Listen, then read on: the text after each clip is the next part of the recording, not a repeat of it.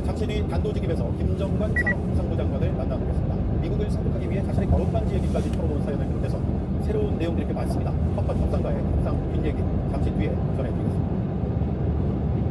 오늘 새벽 경북 상주 영천고속도로에서 기름을 가득 실은 유조차가 트레일러를 들이받고 폭발했습니다. 이 트레일러에는 H빔이라는 강철 구조재가 실려 있어서 충격이 더 컸습니다. 이 사고로 차량 13대가 연쇄 추돌했고 2명이 숨지고 4명이 다쳤습니다. 배승진 기자가 보도합니다. 고속도로 한복판에 시뻘건 불기둥이 솟구칩니다. 소방차에서 물을 뿌려보지만 화염과 연기를 눈으로 뜨지 못합니다. 오늘 새벽 3시 10분쯤 경북 영천시 상주 영천고속도로 화나미교 상주 방면에서 기름을 잔뜩 실은 25톤 유조차가 25톤 트레일러를 들이받은 뒤 폭발했습니다. 이후 뒤따르던 2.5톤 화물차 등 차량 8대가 연쇄 추돌하는 사고로 이어졌습니다. 트레일러에는 강철 기둥인 H빔이 실려 있었는데 당시 사고 충격에 반대편 도로로 넘어가 승용차를 덮쳤습니다. 이 사고로 상주 방면 2.5톤 화물차 운전자와 반대편 승용차 운전자 등 2명이 숨지고 4명이 다쳤습니다. 북은 2시간 반 만에 껐지만 사고가 수습될 때까지 15시간 정도 양쪽 방향 500m, 30km 신호 위반 과속 단속 구간입니다. 먼저 시유 2만 4천 리터를 싣고 있던 유조차에서 기름이 흘러나왔습니다. 사고가 난 고속도로 바로 아래 지점입니다. 시커먼 기름이 공연을 타고 흘러내리고 있습니다. 일대를 온통 기름으로 지르는데 인근 곳마술로도 흘러들어갔습니다. 지금 몸소리에 자기 닫혀 있는 상태로 여차로 추방을 하고 있습니다. 3일 정도 수사를 했고 있습니다. 경찰은 첫 추돌사고로 낸 유조차 운전자가 잠시 후 어린이 보호구역입니다. 제한 속도를 준수하세요. 사흘 전 충남 천안 이변대 물류창고에서 나온 완충됐다고 조금 전 소방이 밝혔습니다. 잠시 후 30km 신호 위반 과속 단속 구간입니다. 예상보다 빨리 불길을 잡았습니다. 건물 3층과 4층에서 쓰던 지게차 노조지 전방에 과속 방지턱이 있습니다. 경쟁자가 발화장치 영상을 받고 있습니다. 상층과 4층 물류창고 전체에서요 여기 터지가 셌습니다. 소방차가 일렬로 서서 소방호스로 물을 뿌려보지만 소용없습니다. 상층부에 붙었던 물은 3시간에 아래로 번지고 화염과 연기가 건물 전체를 휘덮습니다. 충남 천안 그랜드패션 물류창고에 불이 나기 시작한 지난 15일 촬영된 영상입니다. 불길이 처음 공격된 3층과 4층에 전방에 과속 방지턱이 있습니다. 배치돼 있었습니다. JTBC 취재 결과 경찰과 소방은 이 운반용 지게차 로봇을 움직이기 위해 연결한 전기 배선에서 불이 시작됐다고 보는 것으로 확인됐습니다. 소방과 경찰이 건물 내부 CCTV 포렌식 등을 통해 정확한 화재 원인을 파악 중인 가운데 큰 불길은 9시간 반 만에 잡혔습니다. 하지만 쌓여있는 옷과 신발 더미들이 연료가 돼 계속해서 불씨가 살아났던 탓에 불길을 잡는 건 쉽진 않았습니다. 창고 건물이 폭삭 주저앉았습니다. 군데군데서 연기가 계속 피어오릅니다. 추가 붕괴 우려가 있기 때문에 소방대원들도 불절 사다리차로 멀리서 불을 뿌리고 있습니다. 인근의 다른 전방에 건물들도 과속 다만 방지턱이 열개 이상이 있습니다. 깨졌고 전선은 모두 녹아버렸습니다. 날아간 검댕은 근처 배추밭에 흩뿌려졌고 배추잎을 벌리니 타다만 생두감이 나옵니다. 어제 말할 수 없어. 문제 얼마나 만든다. 이런 것도 나오는 방법인데. 소방은 조금 전 불길을 완전히 잡았다고 밝혔습니다. JTBC 전영재입니다. 부천 전통시장 사고에 이어서 페달 노조작 사고가 또 발생했습니다. 오늘 출근길에 버스가 7중 추돌 사고를 내서 14명이 다쳤습니다. 전방에 과속 방지턱이 있습니다. 블랙박스를 확인해봤더니 가속 페달을 잘못 밟아서 벌어진 일이었습니다. 양빈현 기자가 취재했습니다. 버스 한 대가 SUV 차량 뒤에 바짝 붙어 주행합니다. 속도를 줄이지 않더니 그대로 앞 차량을 추돌합니다. 이 버스 차량 한 대를 들이받고도 속도를 줄이지 못한 채 질주했습니다. 옆 차선에 있던 승용차 세대 사다리차 한 대와 잇따라 부딪혔지만 멈추지 못했습니다. 결국 정류장에 정차하던 또 다른 버스를 들이받고 나서야 멈춰섰습니다. 사고 난 차량을 보니까 뒷차가 앞쪽 유리가 많이 파손되었더라고요. 운전하신 분 쪽에가 더 많이 유리문이 파손된 것 같더라고요. 이 사고로 버스 급회전 승객과 차량 운전자 등 구간입니다. 14명이 안전 운행하세요. 중상 4명, 경상 16명인데 생명에 지장은 없는 것으로 파악됐습니다. 다만 인도 옆인 데다 버스 정류장 바로 앞에서 발생한 사고라 자칫 대형 인명피해로 이어질 뻔했습니다. 사고를 낸 버스 운전기사는 브레이크를 밟았지만 제대로 작동하지 않았다는 취지로 진술했습니다. 하지만 경찰이 버스 내부 블랙박스를 확보해 분석한 결과 운전기사가 밟은 건 브레이크가 아닌 가속 페달이었습니다. 경찰은 500m 회전 교차로에서 장남 오산 방면 12시 방향입니다. 마약 상태는 아니었습니다. 경찰은 버스 운전기사를 전방에 과속 방지턱이 있습니다. 또 정확한 사고 원인을 파악하기 위해 국립과학수사연구원의 차량 감식 등을 의뢰할 계획입니다. JTBC 양빈현입니다.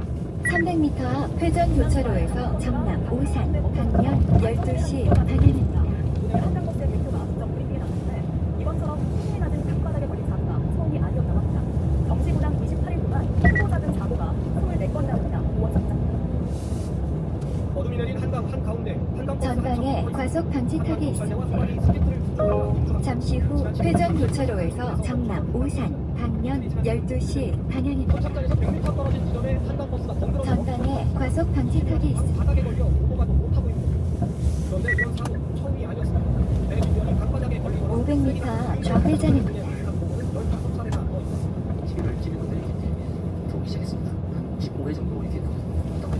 문제는 서울시가 이런 반복된 충돌 보고는 운항중 사고로 징계하지 않았다는 점입니다. 실제로 서울시가 운항중 사고로 기록한 건 9건에 불과합니다. 300m 좌회전입니다. 제외했으면서 지난 15일 사고는 포함시킨 것으로 취재 결과 확인됐습니다. 승객을 태운 28일 동안 24차례 크고 작은 사고가 있었다고 볼 수 있습니다. 아이들과 어제 한번 타볼 계획이 있었거든요. 근데 자꾸 좀 불안한 소식이 들려오니까 네, 좀 걱정이 되네요. 전방에 과속 방지턱이 있습니다. 잠시 후 좌회전입니다. JTBC 우원석. 서부지법 특동의 배후를 수사 중인 경찰이 내일 정광훈 씨를 소환합니다. 사건 발생 10개월 만입니다. 경찰은 그동안 전 씨가 했던 발언을 모두 수집해 분석되었습니다. 임지은 기자입니다. 지난 1월 윤석열 전 대통령이 후속 심사를 받고 있을 때 사랑제일교회 목사 정광훈 씨가 이끄는 집회 참가자들은 서울 서부지법 앞으로 집결했습니다. 다음 안내까지 직진입니다. 500m 70km 박스형 단속 구간입니다. 500m 70km 과속 단속 구간입니다. 집회 경기 상비를 받는 피의자 신분입니다. 전 씨는 대형 사고부터 국민 정치권을 주장하기 시작했습니다.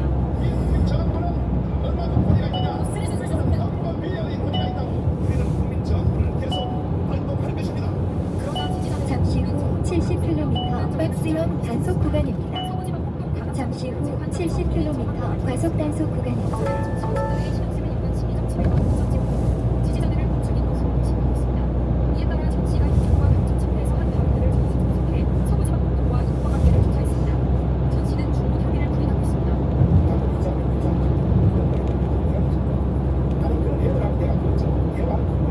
경찰은 지금까지 9명을 입건했고 이 가운데 8명에 대해 조사를 끝냈습니다. 마지막으로 전 씨에 대한 조사가 이루어지면 수사는 막바지에 이를 것으로 보입니다. JTBC 임지은입니다.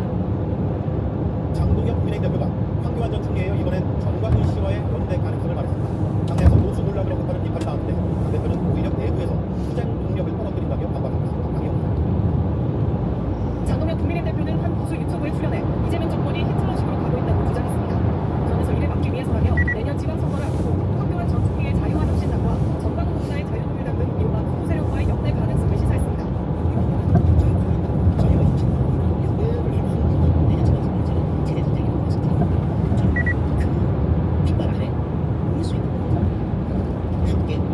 또 다른 유튜브에서 올해는 중도확장보다는 지지층을 결집할 때라고 했습니다.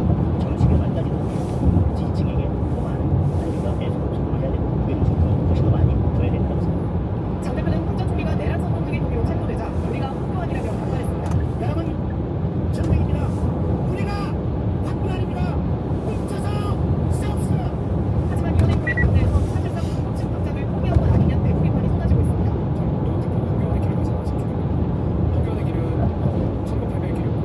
500m 지하차도로 진입하세요. 지지 정당이 없는 공약층보다도 낮아진 걸로 나타났습니다. 최근 나온 두 여론조사에서 국민의힘 지지율은 오차범위 내지만 300m 지하차도로 진입하세요. 4%포인트씩 함께 집계됐습니다. 이에 대해 장 대표는 오히려 내부에서 당 대표를 공격하면서 투쟁 공격을 떨어뜨리고 있다고 판단하고 잠시 후 지하차도로 진입하세요. 국민의힘의 대변인이 시각장애를 가진 박진당 김예지 의원을 위하여 화장이 가졌습니다. 탄핵 투표일 때 당론과 달리 찬성표를 만든다는 이유까지 말했습니다. 그 대변인은 일부 표현이 불철이었다며 장애인 혐오라는 비판에는 법적 조치하겠다고 했습니다. 박민영 국민의힘 미디어 대변인이 지난 12일 한 유튜브에 출연해 같은 당 김예지 의원을 비난합니다. 두 차례 비례대표 공천을 받은 김 의원이 윤석열 전 대통령 탄핵과 특검 표결 과정에서 당론과 달리 찬성표를 던졌다는 게 주 이유였습니다. 진행자의 돈 없는 발언에도 호응하는가 하면 내가 남자 의원이었다면 이렇게까지 안 했을 거야. 그분들이 공격을 했을 거야. 500m 지하차도 옆길입니다. 김 의원이 시각장애인인 점을 공격하며 장애인 할당 문제까지 언급했습니다. 300m 지하차도 옆길입니다. 뒤늦게 발언이 알려지자 박 대변인은 어젯밤 고지성 혐오물이라고 반박했지만 이틀째 논란이 이어지자 일부 과격한 표현은 사과한다면서 장애인 혐오라는 비판엔 법적 조치하겠다고 밝혔습니다. 잠시 후 지하차도 옆길입니다. 판단이라고 비판했고 말을 아끼던 국민의힘은 장동혁 대표가 박 대변인의 엄중히 경고했다고 전했습니다. JTBC 민주입니다. 300m 발안 안쪽 방면으로 우회전입니다. 이어서 현남 1지구 방면으로 좌회전입니다. 거의 취재 결과 상당한 사례를 발견했는데 지역 주민 잠시 후 발안 안쪽 방면으로 우회전입니다. 이어서 좌회전입니다. 선거관리위원회가 전국 49개 정당의 중앙당과 신호등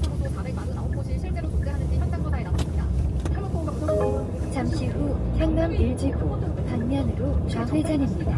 내일로 미래로 아니면 자기가 이게 정답 맞다고 보십니까? 전국 5곳 이상의 시도당을 둬야 한다는 등록 요건도 갖추지 못한 정당들이 규제를 피해 저질 현수막을 거는 걸 막아야 한다는 지적에 따른 겁니다. 300m 우회전입니다. 이어서 목적지 부근입니다. 시흥시 공구 유통상가 단지에 있는 유리 제조업체입니다. 업체 관계자는 자신이 당원이라면서도 여기서 정당 활동을 거의 하지 않는다고 말했습니다. 현수막으로 부정선거 음모론을 퍼뜨리는 황교안 전 국무총리의 자유와 혁신당, 경북도당 사무소 주소지는 경북 김천시의 한 주민센터. 잠시 후 우회전입니다. 이어서 목적지 부근입니다.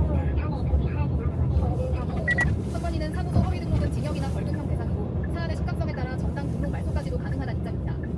자유와 혁신당 측은 교회 내 커뮤니티 시설과 주민센터 옆시 소유 건물을 입찰했다. 내일로 미래로당 측은 강원의 집이나 사무실을 보인다며 잠시 후 목적지 부근입니다. 목적지 부근입니다. 안내를 종료합니다. 대장동 사건 함속 포기에 검사장들이 집단 반발한 이후 검사 징계법까지 발의된 상황에서 방송국 법무장관은 오늘 아침 또 조정을 해석될 수 있는 발언을 내놨습니다. 국민을 위해서 검찰의 안전이 가장 중요하다고 말하는데 이런 와중에도 검사장들의 사의 표현이 이어졌습니다. 김만식 기자입니다. 대장동 사건 항소 포기 결정에 크게 반발했던 박재영 수원지검장이 사의를 밝혔습니다. 지난주 노만석 당시 검찰총장 대행에게 항소 포기 경위를 설명해달라며 입장문을 낸 검사장 가운데 가장 선임입니다. 송관 광주고검장도 사의를 표명했습니다. 법무부가 집단행동을 했던 검사장들을 상검사로 발령내는 방안을 검토하고 있다는 보도가 나오자 사표를 낸 걸로 풀이됩니다. 정성호 법무부 장관은 오늘 아침 출근길 검사장 18명에 대한 징계 여부를 묻는 질문에 고민하고 있다고 답했습니다. 국민들을 위해서 우리 법무나 검찰의 안정적이 가장 중요한데 어떤 것이 좋은 방법인지 고민을 많이 하고 있습니다. 이 같은 발언에 속도 조절을 시사한 걸로 풀이됐습니다. APL 성과도 한미 관세 협상으로 잘 마무리되고 가장 중요한 게 경제 활력 회복 가능 거 아니겠습니까? 저희도 같은 입장이에요. 지난주 검사 파면법을 내놓으며 거듭 검사 징계를 촉구하던 민주당 투톱도 오늘은 관련 발언을 내놓지 않았습니다. 국민의힘은 검사장 강등은 대통령 결재 사안이라며 이 대통령을 비난했습니다. 이재명 대통령이 자신이 대장동 국회발 비리 사건의 주범임을 자인하는 꼴이 됩니다. 검찰 안팎에선 박지검장의 사표를 시작으로 검찰 고위 간부들의 불사표로 이어질 수 있다는 관측도 나옵니다. JTBC 김한수입니다. 정부가 북한에 군사회담을 제안했습니다. 최근 북한군이 군사 분계선을 넘어오는 일이 자주 벌어지자 직접 만나서 기준선을 명확히 정하자는 건데요. 북한이 호응할지 주목됩니다. 조보경 기자입니다. 지난달 19일 경기도 파주시 비무장 지역 내에서 북한군 20여 명이 군사 분계선 MDL 이남으로 넘어왔습니다. 지뢰를 심고 방벽을 쌓는 등 공사 작업에 투입된 인원들인데 작업 중 일시적으로 MDL을 넘었던 걸로 추정됩니다. 이 같은 일이 올 들어 10차례 이상 반복되자 국방부는 남북 군사회담을 정식으로 제안했습니다. 군사적 긴장을 완화하기 위해 남북 군사당국 회담을 개최하여 군사 분계선의 기준선 설정에 대해 논의할 것을 공식적으로 제안합니다. 유실된 MDL 표식이 많아 북한군이 우리 지역을 침범하는 상황이 많고 우발적 충돌로 이어질 수 있다는 겁니다. 1953년 정전협정 체결 당시 설치했던 군사 분계선 표식물이 상당수 유실되어 일부 지역의 경계선에 대해 남측과 북측이 서로 인식의 차이가